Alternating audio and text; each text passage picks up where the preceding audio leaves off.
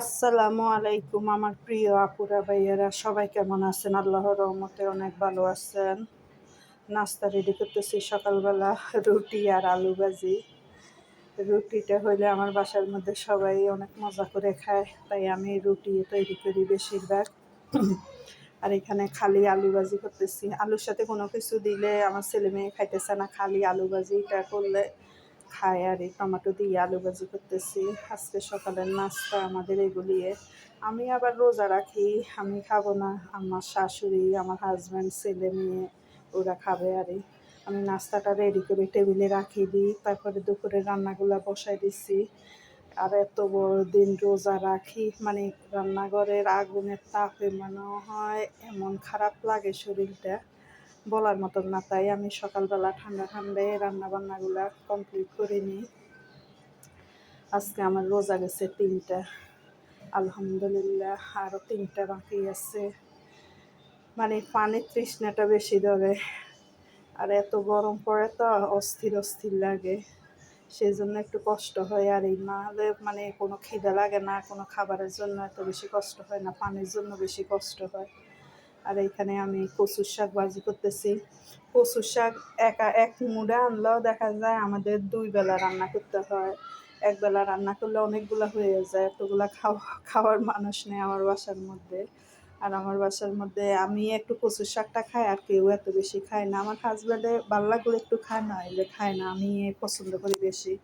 এখানে লতি দিয়ে রুই মাছ দিয়ে রান্না করতেছি। আমি রুই মাছগুলো আগে দিয়ে একটু ভাজি করে নিলাম।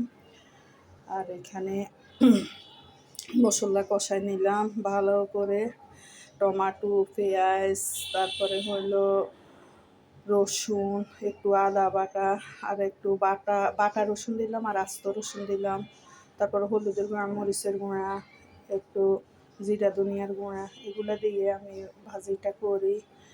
তারপরে আমি যখন হয়ে আসে তখন একটু মাংসের মশলা দিই, আর একটু জিরা রসুন দিয়ে আবার ভালো করে একটু ভাগার দিয়ে শুকনো শুকনো করে ভাজি করে নিই। আর একটু তেঁতুল বা লেবু যেটা থাকুক একটু টক দিই, তাহলে গলা চুলকাবে না। আজকে একটু তেঁতুল দিব। আমার রান্নাগুলো শেষ হয়ে গেছে, এখন বাসার বাকি কাজগুলো করব।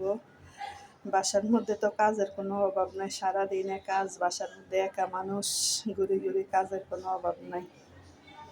এখানে মেয়ে ঘুম থেকে উঠি, মেয়ে নাস্তা খাইতেছে, আর আমি মেয়ের রুমটা একটু ঝাড়ু দিয়ে দিতেছি। বিকালবেলা হাজব্যান্ডে কিছু খাবার নিয়ে আসলো, খাবার শেষ হয়ে গেছে অনেক কিছু বাসার মধ্যে। এখানে কিছু হাঁসের ডিম আনলো, হাঁসের ডিম আনিয়ে আমার হাজব্যান্ডের ডিমগুলো ভালো করে ধুয়ে নিচ্ছে, ধুয়ে রাখে দিছে। আর এখন মানে ইফতারের সময় হয়ে গেছে, আমি পানি আর খেজুর দিয়ে ইফতার করে মাগরিবের নামাজ পড়ে একটু ভাত খাবো।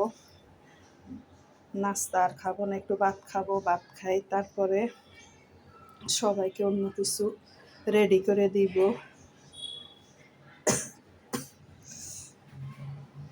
আমার মেয়েও সারাদিন কিছু খায় নাই, মেয়ে মানে সকালে নাস্তা মানে 12টা 1টার দিকে নাস্তা খাই শুয়ে রয়েছে।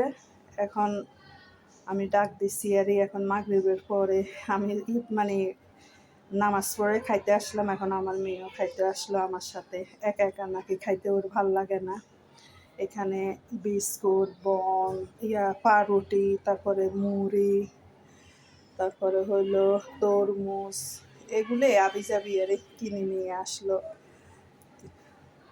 কত কিছু লাগে সারাদিন বাসার মধ্যে খাওয়ার জন্য। আর এখানে আমি খাবারটা খাই, সবাইকে একটু টুকিটাকি নাস্তা দিব। এখানে তরমুজ কাটতেছি, তরমুজ আনছে, তরমুজটা মানে ফানসা ফানসা লাগতেছে, এত বেশি মিষ্টি হয় নাই, তারপরেও এখন নিয়ে আসছে, এখন কী করব, সবাইকে কাটিয়ে দিতেছি। তরমুজটা কিন্তু আমার বাসার মধ্যে বেশি খাওয়া হয়, প্রত্যেক দিনে বলতে গেলে তরমুজ খায় আমাদের বাসায়। আর এখানে আজকে সেমাই নারিকেল দিয়ে ভাজি করে দিব। এই সেমাইটা নারিকেল দিয়ে ভাজি করলে সবচেয়ে বেশি আমার মেয়ে পছন্দ করে।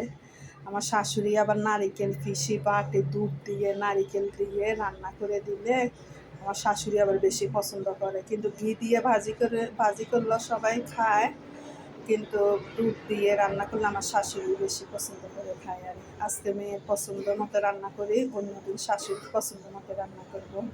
এই যে এইভাবে ভাজি করে দিই, আর এই গরম পানি দিয়ে আগে দিয়ে একটু ধুয়ে নিছি ভালো করে, 3-4 বার গরম পানি, হালকা কুসুম গরম পানি দিয়ে আর 3-4 বার ভালো করে ধুয়ে তারপরে ঘির মধ্যে নারিকেল, চিনি, তারপরে এলাচ, দারচিনি, কিশমিশ, বাদাম, চিনি সবগুলা দিয়ে তারপরে সেমাইগুলো ভাজি করে নিলাম।